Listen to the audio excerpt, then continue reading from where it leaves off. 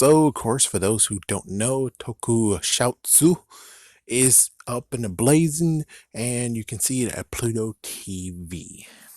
Not a plug at all, not getting paid for it. If I was getting paid, that would have been pretty damn awesome, especially this time of Count Viral.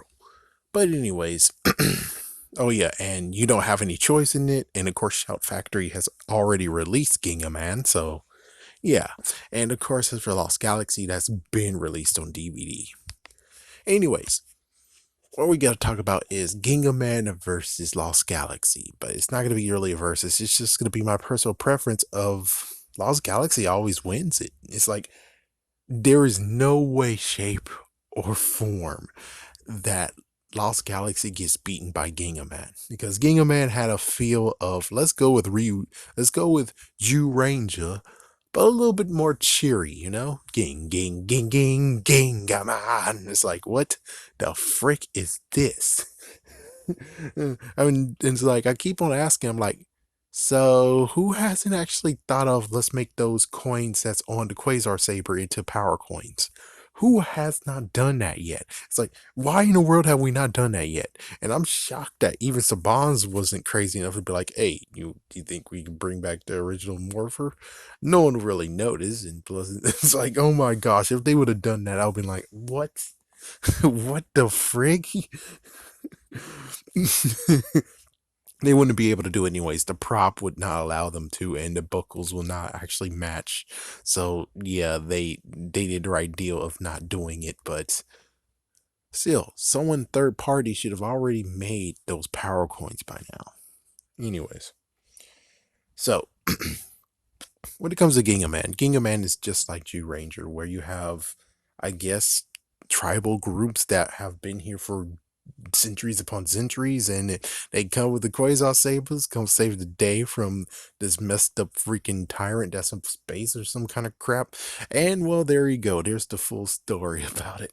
And I think, if I remember correctly, because I tried my hardest to go into Gingaman, I think I tried my hardest, and I just had to trace, and their freaking minions are horrible. Thank goodness, dude, like, thank goodness that Lost Galaxy was like, yeah, we're going with something different. It's like, yeah, we're going with something different. And I guess the pirate captain was just like, oh, wow. Okay. She's like, yeah, okay. So Lost Galaxy, what they did is not even do it. They were like, yeah, we're just gonna basically make this Terravenger, and we're gonna go across the galaxy, and technically you can even say that Pixar kind of ripped them off with the whole Wally thing. But anyways, yeah, but the Earth wasn't barren. It just decided of the rich upon the rich, I guess. Which of course is kind of funny, being like, yeah, Bogan Skull. Oh wait, no, this is before. Yeah, this is before Wild Force. But thank goodness to the professor they were working with, they were able to get on the freaking place too. So it's like they decided to explore a galaxy, and well, during that fact, there was a messed up freaking battle going on, and well, the Quasar Saber's there. This freaking planet got kind of, well, it got somewhat Medusa'd. Let's say Medusa'd. And it's like, it's up to the heroes. And sadly, Mike had to, well, Mike, we thought he was dead, but he was actually living thanks to Magnet Defender. And Leo had to take the reins of being the Red Ranger, which is kind of funny that people be like, oh, here's a good fact for you. It's like, here's a good question. Double or nothing. When did Leo actually show that he was worthy to use the Quasar Saber? When did he pull it out of the stone? And people will be like, oh, the first episode. Wrong! That was Mike. The correct answer is the crossover episode. The crossover with Lightspeed Rescue is when he actually, for the first time ever, pulled out the Quasar Saber, and it was revealed that he was worthy to take it out. Yeah, that's kind of like a fun fact, that if it's like a trick question where it's like, ooh, if you lose on this one, which of course lots of people can easily get screwed over on this one. But anyways,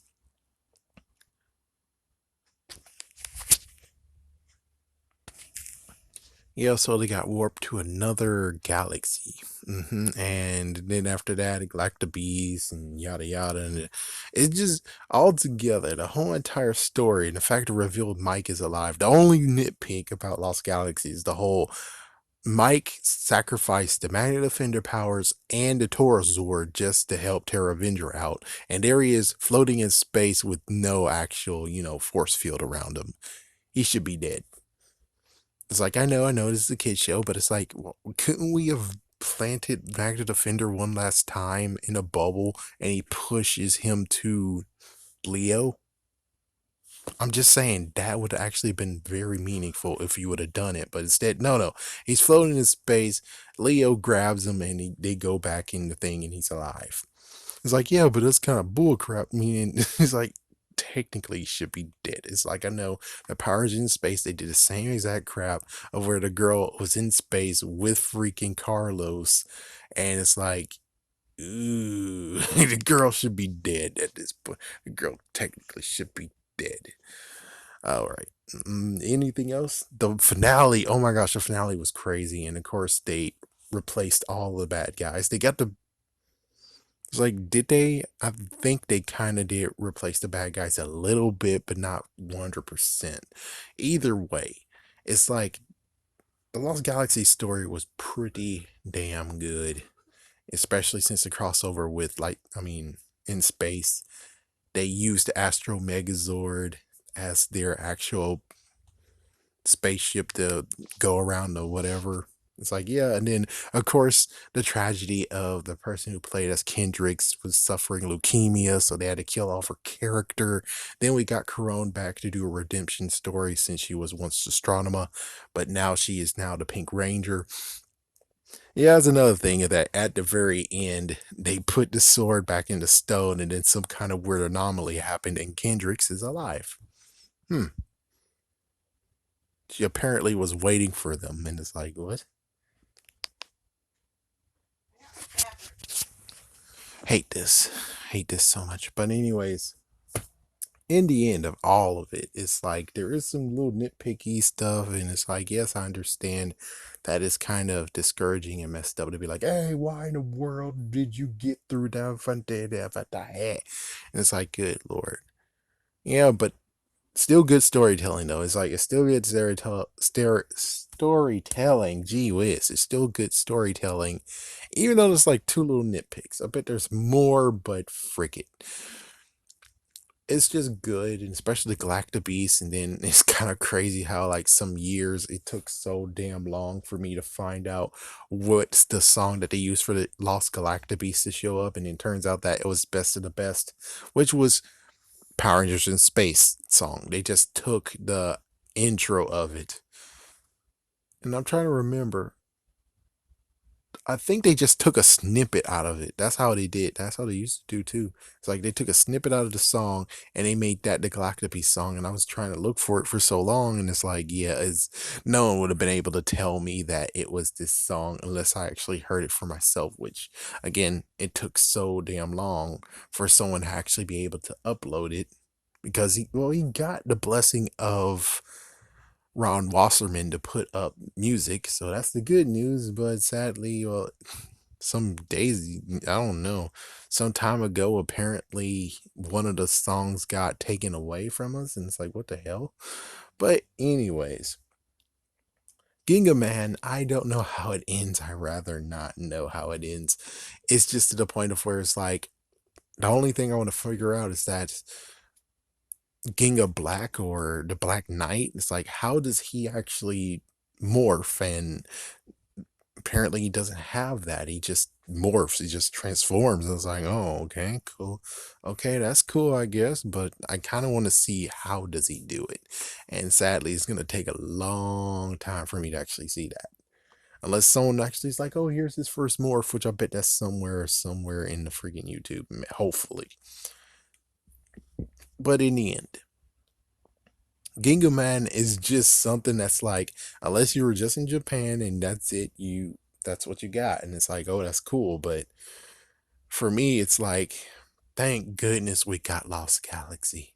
Thank goodness, because oh my gosh.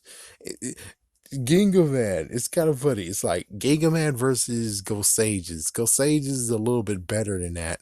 But the thing is that if you somehow lose the Gingaman, you definitely need to quit doing everything you ever done. It's like, yeah, if you lose the Gingaman, you're just gonna have to go kill yourself. You can't say go kill yourself. It's like, no, you just gotta kill your career. Become a monk. Because if you couldn't defeat Gingaman as a series and go toe to toe to it, and they went above and beyond it, but Ghost Sages, however, somehow the same people, but of course not really same people. It's like if they still had the same momentum, I'm pretty sure they would have continued on doing some good freaking seasons, even to this day, where there's no skipping allowed, which yeah, I know. Somehow they figured out how to get through that skipping crap. But I'm just saying the skipping portion was messed the freak up, and whoever's responsible, be it Nickelodeon, the dumbass of America, or Bandai America, was completely stupid and think you can span a freaking year long toy line to 2 years, which again, stupid, dumb, or just both of them. It's like, listen, you guys really need to understand. There's just no way how you could have done it, and it's gonna be laughable and unbelievable how they would actually spin Ghost Sages into Megaforce.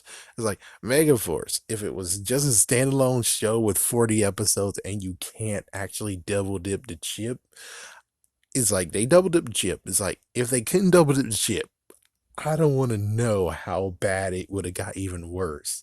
It's like, yeah, especially the ending. It's like, unless they had the original writers and they were momentum wise, they would have been fine. But these writers that they had for Ghost Sages, I mean, for Megaforce, oh, good Lord. It's like they would have still lost, chances are.